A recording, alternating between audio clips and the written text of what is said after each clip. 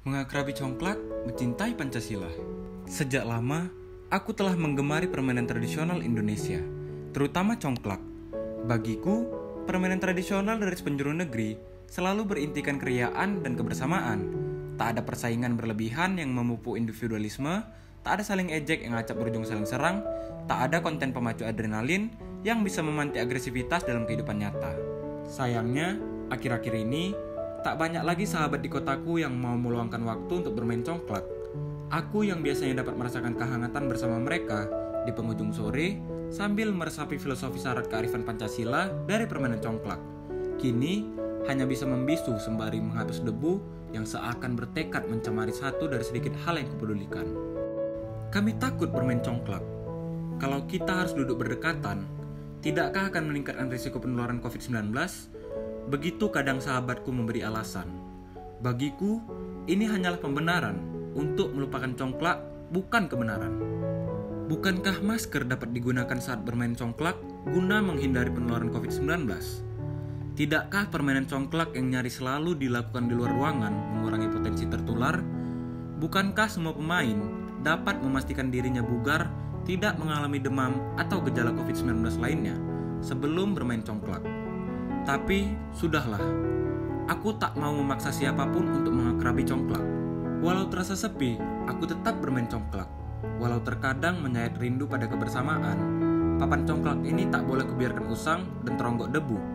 Meski tanpa sahabat-sahabatku, aku harus terus melestarikan permainan congklak yang telah diwariskan leluhur bangsa Indonesia. Sore itu, awalnya tak ubah sore lainnya. Aku bermain congklak sendirian sambil menikmati hawa segar yang seolah mencoba menemani dan menghiburku. Tiba-tiba, ku dengar celoteh dan tawa dari beberapa bocah yang sedang asik bermain bersama dengan mengenakan masker sebagai pelindung. Apakah mereka mau bermain congklak bersamaku? Aku membatin dan mengamati mereka. Baiklah, akan ku coba mengajak mereka memupuk keriangan dan meresapi makna congklak bersama. Demikian akhirnya aku memutuskan. Untungnya, mereka tak menolak ajakanku. Jadilah sore itu, aku bermain congklak bersama mereka. Tak lupa, aku menyampaikan sedikit pengetahuanku mengenai filosofi yang terkandung dalam permainan ini kepada mereka. Aku berharap mereka dapat menghayati maknanya dan akhirnya mencintai congklak sepertiku.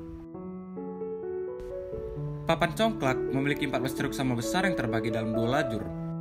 Banyaknya ceruk melambangkan jumlah hari dalam tiap minggu yang harus dijalani dan dimanfaatkan manusia dengan sebaik-baiknya sebagai wujud ketakwaan terhadap Sang Khalik sesuai sila ketuhanan yang Maha Esa.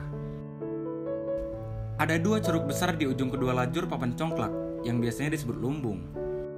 Masing-masing pemain memakai 1 lumbung. Saat permainan dimulai, pemain akan mengambil biji congklak dari 1 ceruk kemudian mengisi ceruk lain, termasuk lumbung yang ada di kedua sisi papan. Cara bermain dimaksud bermakna bahwa perbuatan yang dilakukan manusia pada hari ini akan mempengaruhi masa depan bagi dirinya dan masyarakat. Maka, semua orang selayaknya mengakui persamaan derajat, hak dan kewajiban asasi setiap manusia, tanpa membeda-bedakan, sejalan sila kemanusiaan yang adil dan beradab, supaya bangsa ini kelak tak terpecah oleh perselisihan ataupun pertikaian, melainkan mampu bersatu, serta meraih kegemilangan dan membanggakan semua. Biji congklak yang diambil dari 1 ceruk dan diletakkan ke ceruk lain, sejatinya juga mengajarkan bahwa hidup haruslah memberi dan menerima agar dapat terwujud keseimbangan. Ini amat relevan dengan sila keadilan sosial bagi seluruh rakyat Indonesia yang menghendaki semua orang bersedia menjaga keseimbangan antara hak dan kewajiban. Adapun cara meletakkan biji satu demi satu bermakna bahwa siapapun selayaknya memiliki tabungan untuk masa depan. Jika beroleh rezeki, maka harus digunakan demi memenuhi kebutuhan secukupnya saja, serta menghindari hal-hal yang bersifat pemborosan dan gaya hidup mewah. Rezeki yang tersisa sepatutnya dapat disalurkan kepada orang-orang yang membutuhkan, sebagai bentuk pertolongan agar dapat berdiri sendiri, semuanya sejiwa dengan sila keadilan sosial bagi seluruh rakyat Indonesia. Pada akhir permainan, pemain dengan jumlah biji congklak terbanyak akan menjadi pemenang. Sang pemenang adalah ia yang mampu mengendalikan diri serta mempertahankan relasi sosial dengan sesama. Tak ada persaingan berlebihan yang mengoyak persatuan, tak ada ambisi menang tak terkendali yang mengorbankan kesatuan. Itulah sebabnya, permainan congklak berpotensi memajukan pergaulan demi persatuan dan kesatuan bangsa, sebagaimana dituntut sila persatuan Indonesia. Jika terdapat perbedaan keinginan dalam permainan congklak, sebaiknya diselesaikan dengan musyawarah guna mencapai mufakat dan menghindari pemaksaan kehendak, agar tak ada yang merasa tersisih dan menyimpan dendam. Jika semua pihak merasa keinginannya diperhatikan, maka nyala semangat kekeluargaan bisa senantiasa terpelihara sesuai sila kerakyataan yang dipimpin oleh hikmat kebijaksanaan dalam permusyawaratan perwakilan. Aku berharap semakin banyak sebayaku yang tergerak mengakrabi congklak sebagai wujud kecintaan dan kesediaan menghayati Pancasila.